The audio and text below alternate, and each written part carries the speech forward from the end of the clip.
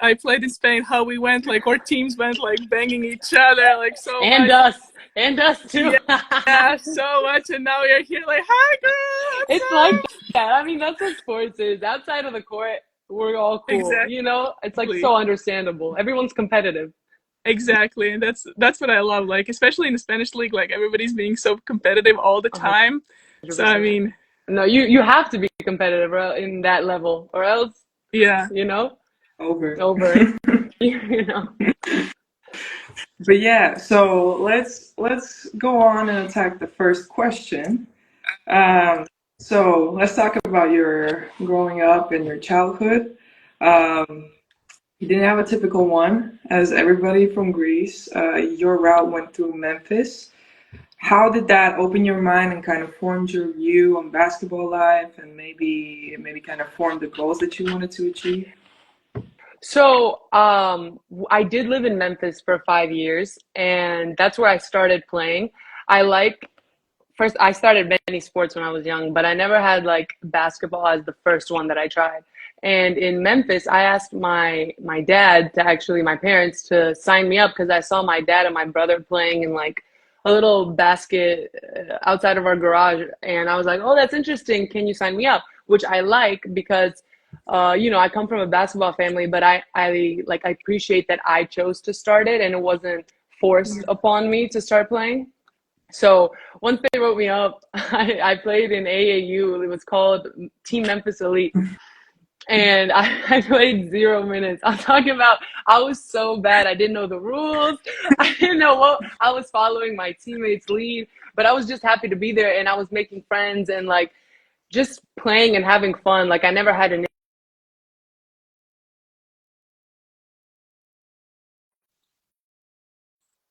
So, there were moments where there were coaches that would be like, maybe she should try another sport, or to my parents, because I was young, and then maybe start something else. Like she doesn't really have talent here.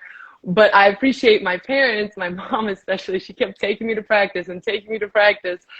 It was just funny because she could have just been like, all right, like let's try tennis. And no, she just kept she kept taking me, and it paid off definitely. Thank God And she definitely was. What'd you say? Thank God for your No, mom. thank God. She was the biggest supporter. I made my first point was a free throw. Who knew really? And she brought like brownies the next day for the whole team. I'll never forget it. But Oh wow. I think I think it definitely in Memphis I went there for another reason. It was a health reason that my brother had battling. Everything is good now, but it taught me a lot on perspective, like outside of sports, like just being in the hospital every day and seeing kids battling, like and having a smile on their face and just giving it their all. It's like it gave me a new perspective to life at a really young age, because I was 7, 8 as well. Yeah. So just always kind of going back to that and remembering it's a game. It's like be positive, have fun with it. Like there's a lot of serious problems outside of the game that we're blessed to play and continue to play and call our job. So that always, keeps me grounded. So That's crazy. I feel like sometimes we just lose that perspective.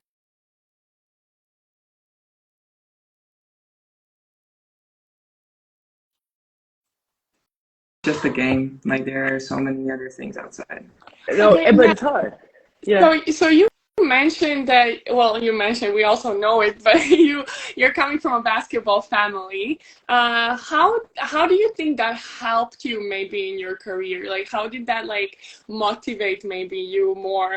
Because I know, like, for example, me and my sister, we had like our dad played basketball, but I think I never even knew that he played until I was like playing normally already, and then Oh I was my like, God. I It was realized like, I had been yeah, in a gym all the time, but I just didn't know that he actually was playing because we were just running around like crazy yeah, kids but there. he did Classic. it. I mean, yeah. He did it with his friends, like double amateur level, like I mean, not to shit on my dad's level, but Like, like it's a little bit different than maybe what's your no, situation. but still, you guys were still exposed at a young age, and I think that helped. I mean, definitely, I grew up around it, and just having it every day in the house.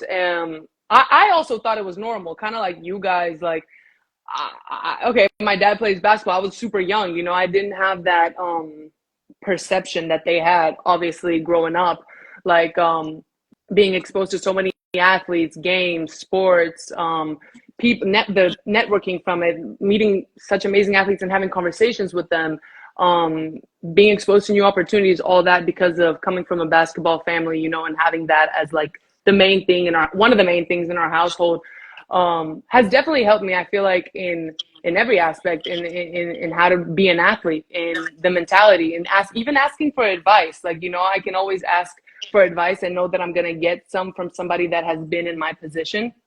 And so that helped me.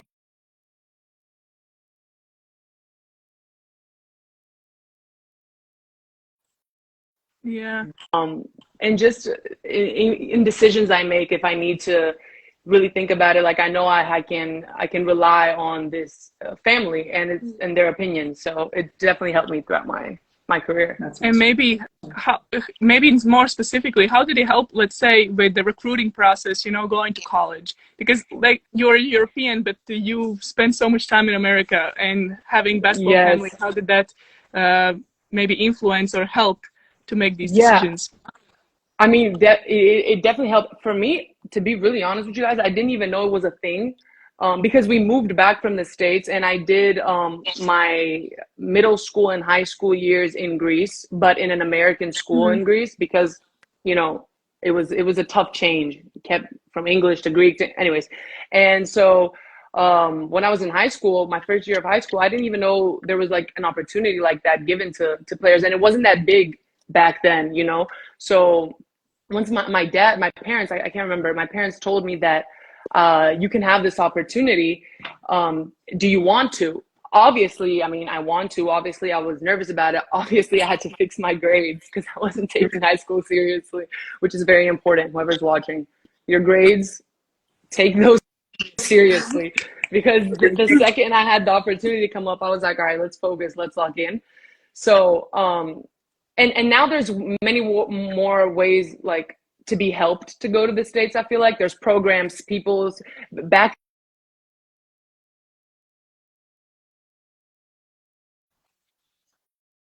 make highlights so we could talk with colleges and have those calls. It was like more so a group collective effort. We didn't have somebody really to guide us from what I remember, but I know now there are many programs. So if anyone's watching, don't be nervous. There's, you know, there's programs for that now. But it definitely helped me, especially my dad also went to college. He went to NC State, and just him sharing his experiences and telling me how it shaped a lot of his life, and that it's going to be like the best 4 years of my life, which I didn't believe back then, because okay, I was nervous. I was leaving home alone first time. I was 17, and it truly was the best 4 years of my life. Like I think I grew as a person. I matured. I learned. I met so many new people. I had so many experiences, but most importantly, I think I grew up like there. So So you think, Yeah. like when choosing the school, you, like you said, that you guys emailed a lot of schools, but was it more like maybe schools contacted you, or you contacted the schools? How was that? well, yeah. So I started the process of contacting because again, it was like kind of like the communication to see that there's this player from Greece that wants to come. It's hard. Obviously, the national team helped a lot. So that way, because I was playing, I forgot the national team. Obviously, when you play in these international competitions, as you guys know, as a young athlete, like there's recruiters that see you. So obviously, those emails came too from other schools. If there was one specific one that I wanted to reach out to that didn't, I would also email them. But the national team helped me a lot to get that exposure that I needed from Athens back in like 2012. You know what I'm saying? So that was a huge help for me for sure. And was it easy to choose your school or no?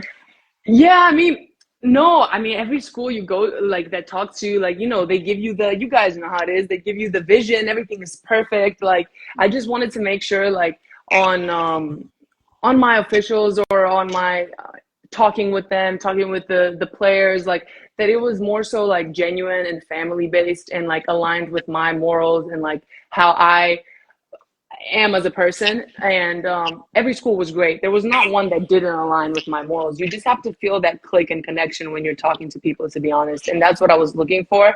Obviously, you like when I chose Boston College, it's great academically. It was in the ACC.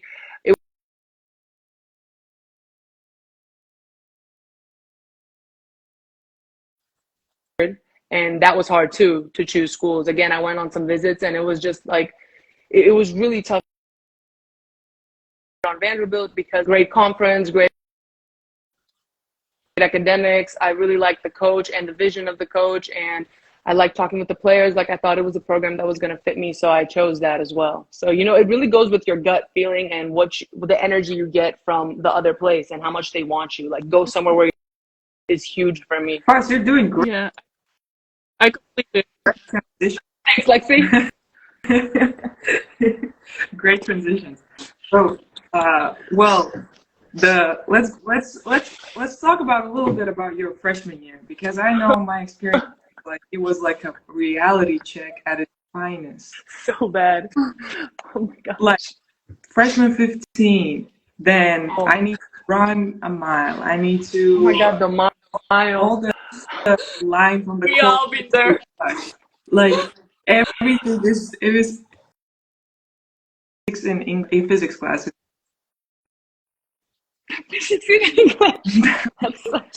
Like what is going on?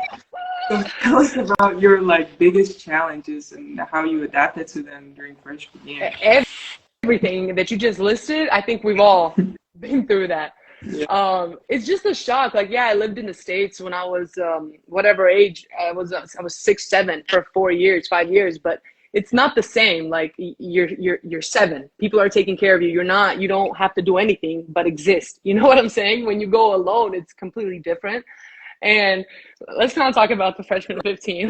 Let's forget about that one. It's a shock. The food culture is crazy. But the mile, the physics, I think the biggest difference was that they make you an athlete there. Yes. And if you're not one, you're gonna be one. You don't have an option.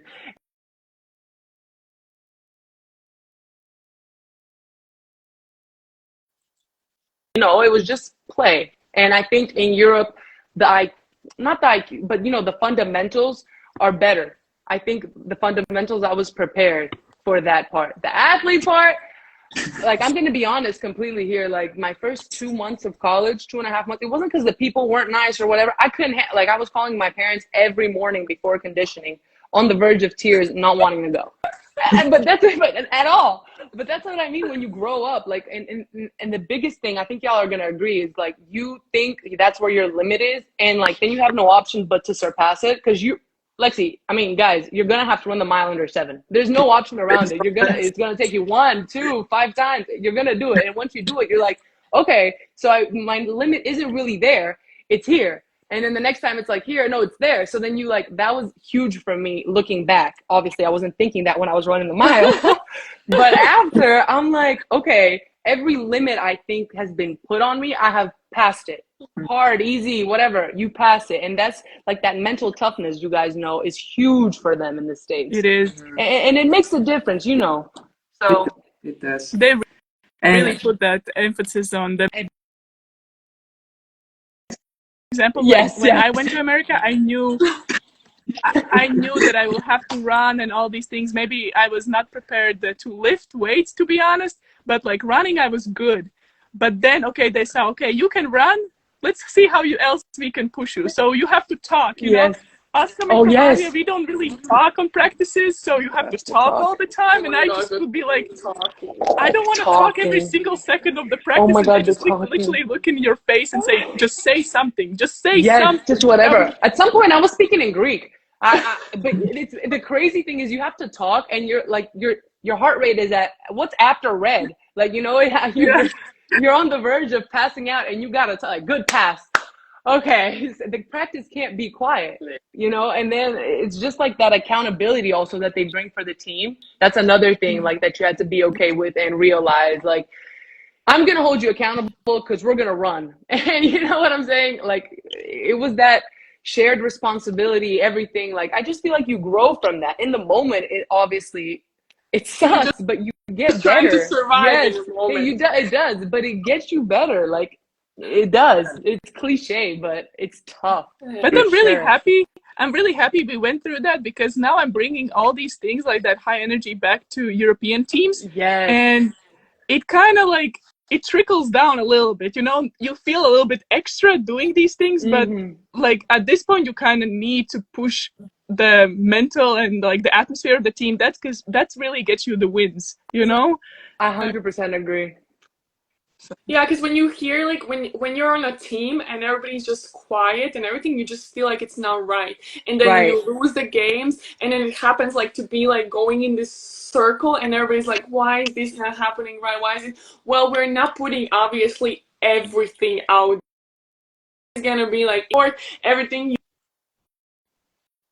you're just helping your team out as much as you can. Like if somebody's making a mistake, give that high five, that extra push, like whatever it is, like just so you need to do it for especially like in these like tight games that we have. Like it's just like oh yeah, I definitely that's the biggest thing for me right now. Always thinking about like okay, what else can I do? Like, obviously, yes, like we're players, like we want to be on a court, but like sometimes you're not going to be the best player. Sometimes you're going to have to be on the bench. Sometimes you're going to have a foul trouble and you're going to have to be on a bench anyways, even if you're the best player on the team. And then how else can you help? Like, you have to find another way. No, that's huge. I think that's something that a lot of that's the oh, go right ahead. mentality, I think. And it kind of you said. I feel Yes. like we've all been on a team where you just have to earn to play. Like if you haven't been on a team where you earn the minutes, like I just don't think completely as an athlete because it's like what else can I bring? Okay, you like maybe my game isn't like lockdown defense 100% just defense. But if that's what my coach is asking me to do and that's if that's how I know I'm going to get minutes, that's what I'm going to do. If it's going to have to be cheering the team on, that's what I'm going to do. Like you know what I'm saying? And eventually you doing those small things will lead to you playing, starting if you put the work in obviously. But like it even if it doesn't lead to that like every player and role plays a huge, huge role in the whole team and the result. I feel like every successful team has every person okay with their role, and that's why they're And successful. they know their role Yes, too. You know, that's really that's huge. important. That's Hmm. probably more so even on the coaches than the players, but Yeah, I just was so about to everybody. say that. Yeah, So everybody just knows what they have to do, and you don't have to think, okay, what they have to prove. You know, exactly. when you get to the game, but that's at that point you already need to know what you are supposed to do, and you just do it, and that's it. And And that's if it. it goes good, okay, maybe they're gonna maybe pay more not even for may pay more attention to you, but you can have more minutes in those maybe last minutes, you know, of the game or something like this. But at the end of the day, we are not magicians. We practice. That's why we go to practice every day, and Right. we know what we're gonna do. You know. 100%. Completely agree. And I think we all can agree that at the end of the day, like all these 4 years and the tough freshman year, you know, look back at it, like it's something that we can smile about, that we went through it, and as hard as it was in the moment, it made us who we are right now, right? And 100%. No, like completely. I thousand, I think I would be so different if I didn't go through that. I really believe that, and I feel like also the bond you share with your college teammates is like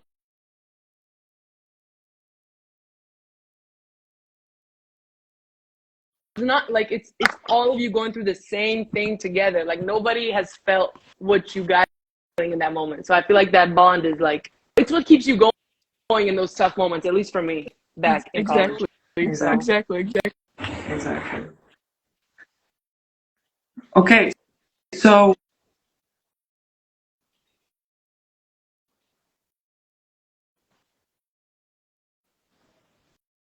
Paula, So your internet sucks right now. So let's transfer from NCAA to Europe, and now it's the your senior year at the end of your senior year, and walk us through what's going to your mind. Like, are agents calling you, or like some kind of other connections going on? Like, How are you Yeah. choosing your first team? Like, what's important for you? Yeah. So senior year ends. I'm not really thinking about anything till the year ends, to be honest. And I get contacted from an agent that in at the end of the day I chose to be my agent, but it was somebody walked in and I got distracted. um, it was they contacted me at the end because there's like all those there were so many NCAA rules. I don't know if there's still like those rules apply, but I like those NCAA rules killed us, and now they're living their life in the NCAA. Anyway, whatever. And so she contacted that it was Wasserman, my first agency. They contacted me at the end of the year. We had a lot of talks, a lot of video calls, like just sharing like what they. Cause you got to ask the questions. That's something I had to learn with experience, obviously. Because if you were shy to ask your agent, it's just dumb. Like because you have to ask all the uncomfortable questions because you have to be a team, you know. And so I signed first team. I can't say I was so like I don't know how to phrase this without being incorrect. You know what I'm saying? Like but they just kept telling me to trust the process, and that's what I did. And everybody that I talked to told me the first year of pro just doesn't go how you want it to go all the time. Like there's many difficulties, like challenges. You just have to get through that first year, and then it like rolls. So I went there, and you know I had a buyout clause in my contract. I was able to, if I wanted to leave in December, I could do that.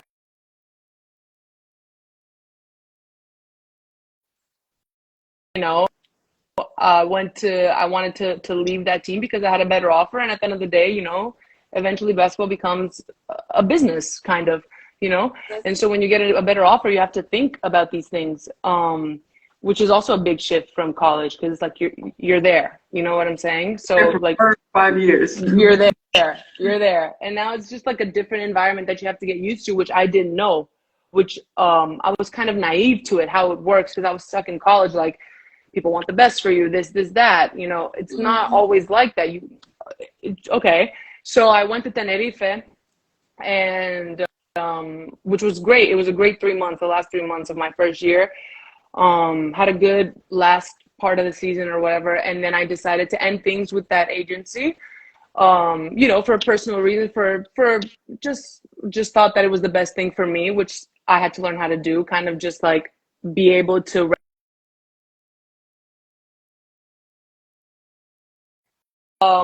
I took that step, and now I'm with my agent, Jorge Mendez. And we've been together, you know, ever since, working together. And I think he's really helped with my career, and gave me huge opportunities. And I trusted him. Obviously, he reached out after I terminated things with my other agency, and we talked again. And then that's when I remembered, you have to make those uncomfortable questions, which I didn't do at the beginning. And so I was like, let me do all this, because you just have to, like, that's advice. Like you have to be blunt. Like you have to understand, you work together. There's no need to be shy about this question, or is this question too much? You guys know how it is. You have to be on the same page, or else it doesn't work. And that's what was my first like big point with Jorge. I was like, let's be on the same page, and we were, and it clicked. And he's helped me so much throughout my career. Like it's insane. So I agree. From the experiences that you have had on your teams, like right now, when you have to choose a team, like what's the things that you're looking for? Like what would you choose not to have for sure, and what would you choose to, okay, like this is the team that I want to play in? Like what are the main things for you? Yeah, I think the biggest thing is to go where you're wanted. Seriously, I said that before, but it's huge in the professional world, because I think that can make or break a player, to be honest. So I definitely go where I'm wanted. And then I look at, obviously you have talks, but it's that connection that you have to feel from talking. It's like huge. It's not physical things necessarily, but it's like game do they play? How do they utilize my role, for example? What can I offer? What can they offer me? What can I give to this team that is not already there, for example, let's say, or the other way around, like basketball for me. These things is something big for me, obviously. So I think that's basically what I look at. And when I signed with Avenida, when was it? 2021. Yeah. Oh, I don't even remember, guys. The time is flying. It's crazy. When I first signed with Avenida, it was like my first big contract, like as in like big team, big everything. They had just been second in the EuroLeague. Obviously, I was nervous. Like, there's no reason to lie right now. Like, I'm coming from from smaller clubs, I haven't gotten my name really out there in Europe. So I'm like, you can't, even in that moment, like the first thing that I thought of, because it was just such a huge jump from my previous teams to this team, I didn't even think about, am I wanted? I'm like, this is a huge opportunity for me to play in the Euro, one of the best coaches in Europe, to have some of the best teammates in Europe. Like, girl, go and make yourself wanted. Like, you can't say no to this opportunity. Obviously, when you establish or have a career going on, like, yeah, you can think about the go where you're wanted. But I think in that moment, if I had said no, that would be I would be closing a huge door. So it was like an immediate.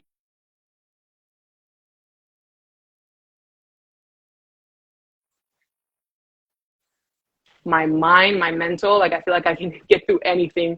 After that first year, it was I had the best teammates ever, learned so much from the coach, but it's tough. Like, obviously it's a huge level and you have to be there every day, and I had to learn that. And since then, it's been good. I feel like you're talking about hard work, persistence, and all that motivational stuff. No.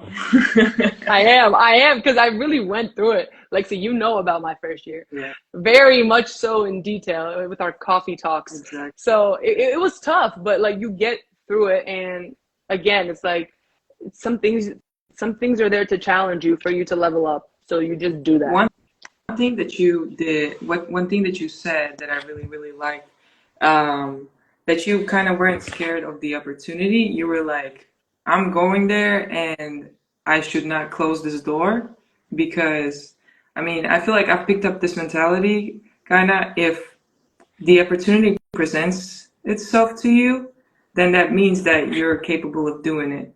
And I think I really, really like that you said that. And also, and talking about my personal, I mean, I've grown so much. Yeah.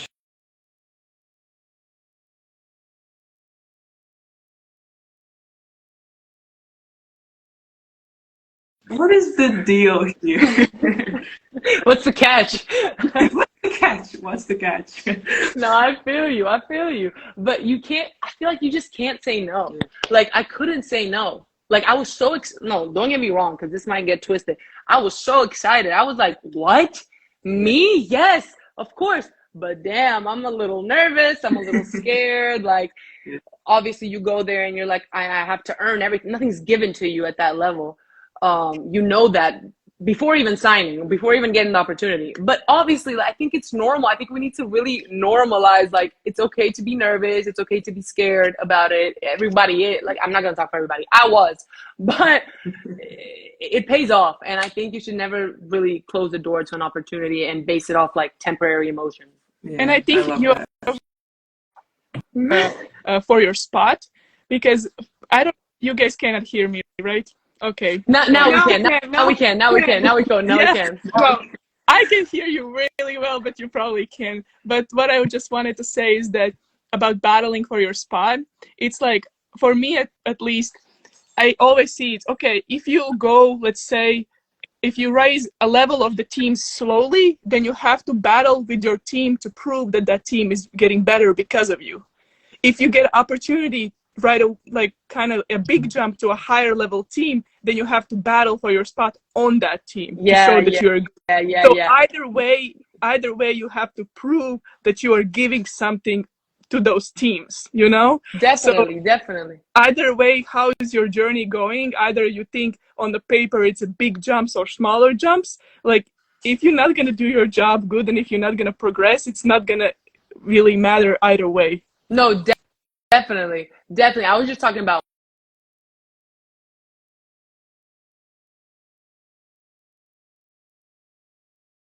job, and that's another different thing from college. Like, they're not going to take the scholarship from you because you're not doing your job for like a month. You can't do that here. It's like it's your job. You know, you have to be locked in every day, focused, and what you said, like you have to prove that you're going to be there. Obviously, like Lexi, I like that you said that, Lexi, because I had to develop that mindset too and overcome the nervousness of it. Like, okay, they reached out for a reason, you know, like for me to be given that opportunity, for anybody, obviously you deserve the opportunity. Now how you react and how you grab it is on you. Yeah. So yeah, but it is sometimes that we are short, and that's why we all have these little doubts.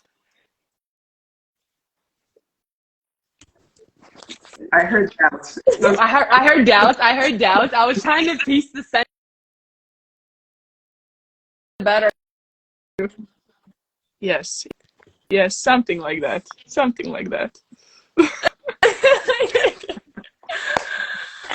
Did you say we're too hard on ourselves? Yes, exactly. Okay, because I feel like I can connect with that. Yeah. Well, no, I mean, definitely. I don't know if you have to be. You can't not be an athlete and not be hard on yourself. But you have to control it. For all of us, like, I think it's normal for us to have those, like, that mindset. And sometimes, like, yeah, like you have to push yourself harder, and you have to be hard on yourself. Like, you shouldn't be too hard on yourself. Yeah. But you have to be a little bit tough, like, because Definitely. if you're not gonna do it, somebody else will, and then you're not gonna take it the right way. Yes, exactly. I think there should be a balance there. Too much is not good, not enough. There's somebody else going to do it, or somebody else is going to take your spot at the end of the day. You know, it's the truth. If you're not working, someone else is. Right. Cycle. But yeah, no, I'm loving this conversation. I feel like we can talk all day about this. No. But Okay. there was one in Greek with. Ooh, maybe I can show it to you. Wait, let me see. Let me click this. This one. It says everything good within me. Okay. There was actually a lot of people asking in a comment now, like, when you're gonna be cleared. I don't know if you want to talk about it. No, yeah, I don't have any issue with talking about it. Everything's going good.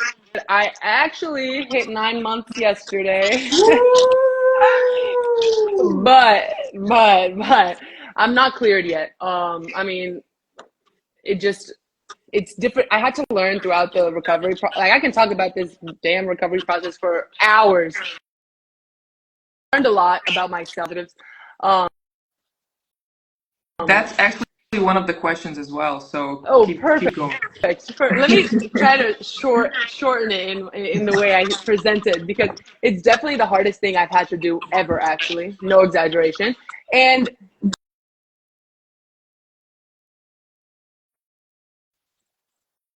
sorry. Yeah, so you definitely can understand, and I feel like that's another thing. Like, you can't get it. Thank God you can't understand if you haven't been through it. So obviously, people you don't can't understand. Yeah, like, I couldn't. When other people I knew, I couldn't understand. Like, I could get it to a certain extent, but you don't really get it, and that's fine. That's just something that you have to figure out and learn a lot about yourself from. I think it went like this. It was a lot of highs, a lot of lows. But what I learned is that once you realize you're in a low, you can't keep yourself in there. And so I had to get myself out of there every time. Mm-hmm. So I think that was huge, recognizing when I'm in the low and figuring out what I need to do to get out of it, because that can suck you up real quick, and there's no time for that, you know? Mm. But I mean, it's going good. I've had some issues, not issues necessarily. It was just tougher, babe, because they tried to explain it to me that it's different for every person. It's different if you're tall. It's different if you're short. It's different if you weigh this much, if you weigh that much, if you have weird cartilage. Like, it's just different for everyone. So the biggest thing was for me to learn not to compare. I kept comparing. Like, I'm at 3 months and the other guy was at 3.5. And let's say he was doing 10 things more than me. And I'm like, oh my gosh, what am I doing wrong? Nothing, babe. You're not doing anything wrong. It's just taking a little longer, and that's okay. I don't know. You know that test that you have to pass, the Cybex test with the Yeah, numbers.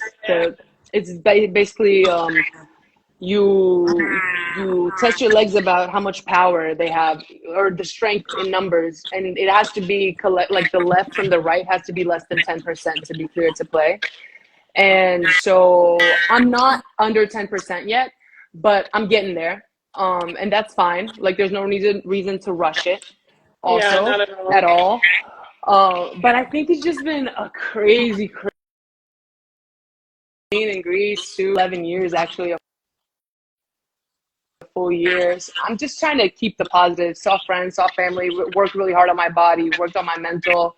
Like, you can't change that it happened. Like, that's what I was struggling with in the beginning. Like, the first 2 months, I was like, damn, why me? Why me? Why me? Why this?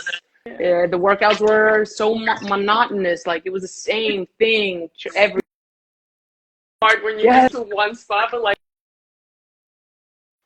while you're getting to it, like it's just yes, the same thing every, and you probably like I have like one person that I'm seeing every day because you're so yes, used to being in a team and yes, like having people around, and then you're by yourself and you're like, okay, I know I have to do this by myself because there's nobody else, but like it's so freaking hard to understand that, yes. okay, like you're gonna be sometimes like in these like things, and it's like it's okay, like we have, and that's what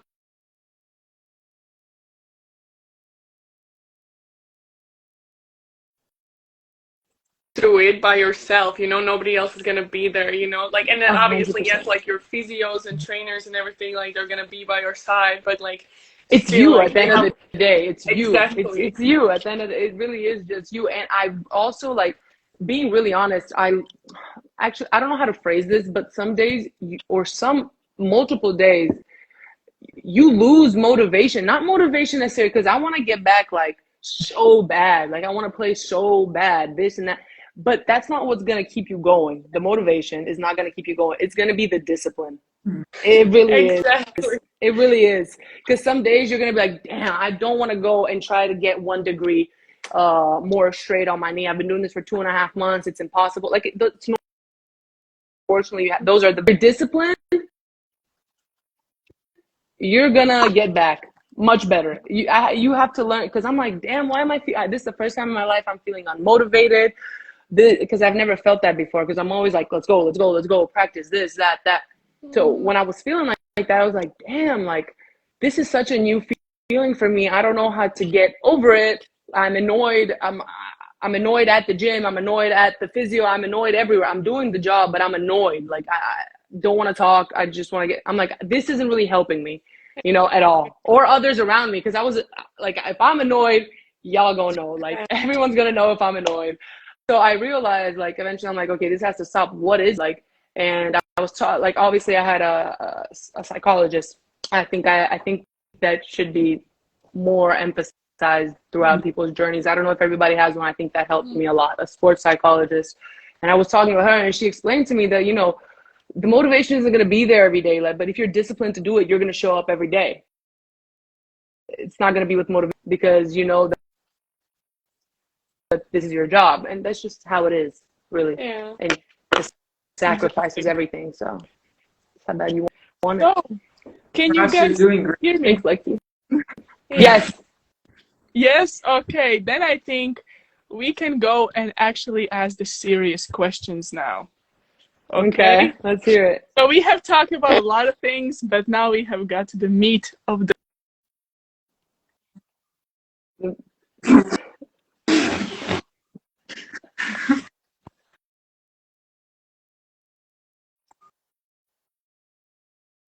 I don't know how rapid it's gonna be.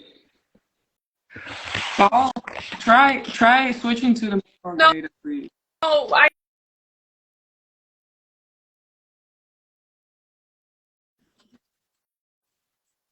I was gonna say, let's just Alexa do it, because Paula, do not switch your internet because we are connected from your phone, so we don't wanna like lose the connection. So let's like Alexa just do the Okay, let questions. me. Okay. Sorry, Paula. All good. All good. So if you could speak any language fluently, what would it be? Ooh, Russian. Period. Ooh. What's the most beautiful place you've ever visited? Greece, babes. Please. P.S. The pictures, Yeah. just friendships. Uh, Understanding and support. I played in Spain. How we went, like our teams went like banging each other, like so And much. us. And us too. Yeah, so much. And now we're here, like, hi, girl. What's It's like up? that. I mean, that's what sports is. Outside of the court, we're all cool. Exactly. You know, it's like so understandable. Everyone's competitive. Exactly, and that's what I love. Like, especially in the Spanish league, like everybody's being so competitive all the time. So I 100%. mean, No, you have to be competitive in that level, or else, yeah. you know, Over. it's over. You know. But yeah, so let's go on and attack the first question. Um, so let's talk about your growing up and your childhood. Um, you didn't have a typical one, as everybody from Greece. Your route went through Memphis. How did that open your mind and kind of formed your view on basketball life, and maybe kind of formed the goals that you wanted to achieve? So, I did live in Memphis for 5 years, and that's where I started playing. I like First, I started many sports when I was young, but I never had like basketball as the first one that I tried. And in Memphis, I asked my dad to actually my parents to sign me up because I saw my dad and my brother playing in like a little basket outside of our garage, and I was like, "Oh, that's interesting. Can you sign me up?" Which I like because I come from a basketball family, but I appreciate that I chose to start it and it wasn't forced upon me to start playing.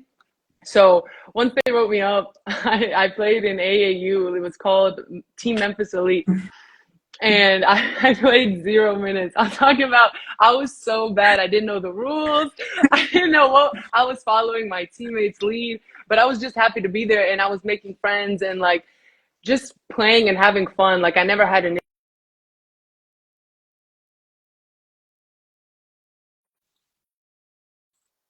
So, there were moments where there were coaches that would be like, maybe she should try another sport, or to my parents, because I was young, and then maybe start something else. Like she doesn't really have talent here. But I appreciate my parents, my mom especially. She kept taking me to practice and taking me to practice. It was just funny because she could have just been like, all right, like let's try tennis. And no, she just kept she kept taking me, and it paid off definitely. Thank God And she definitely was. What'd you say? Thank God for your No, mom. thank you. She was the biggest supporter. I made my first point was a free throw. Who knew really?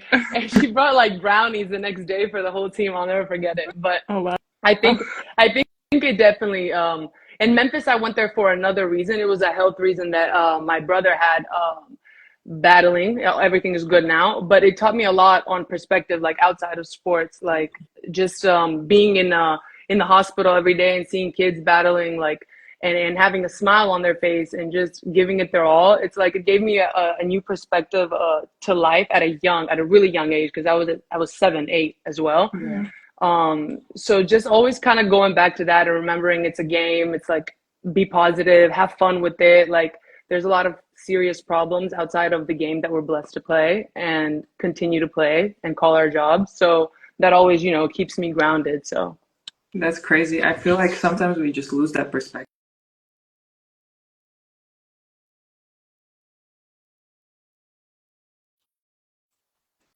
Just a game. Like there are so many other things outside. no, Okay, but now, it's hard.